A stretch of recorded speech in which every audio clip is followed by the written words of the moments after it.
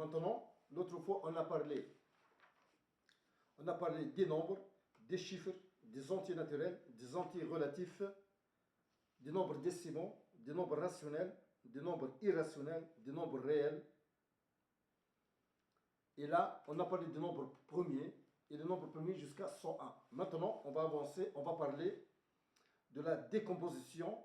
On a produit deux facteurs premiers. Décomposition, on a produit deux facteurs premiers. C'est une décomposition unique. Donc, si je vous donne le nombre, par exemple 24, 24 c'est égal à 3 fois 8. 8 c'est égal à 2 fois 2 fois 2. Donc, c'est 24 c'est égal à 2 puissance 3 multiplié par 3. Ça, c'est une décomposition en facteurs de nombre premier de 24. Il y a deux facteurs premiers, 2 et 3. 3 et 2 caractéristiques 1 et 2 et 2 caractéristiques 3. Parce que ça s'écrit 2 exposant 3 fois 3. Maintenant, on va parler de divisible par multiple. Divisible par 24 est divisible par 3, 24 est divisible par 2, 24 est divisible par 4, 24 est divisible par 6, 24 est divisible par 8, 24 est divisible par 12, 24 est divisible par 1 et 24 est divisible par 24. 48 est un multiple de 24. 48 est un multiple de 24. 6 est un diviseur de 24.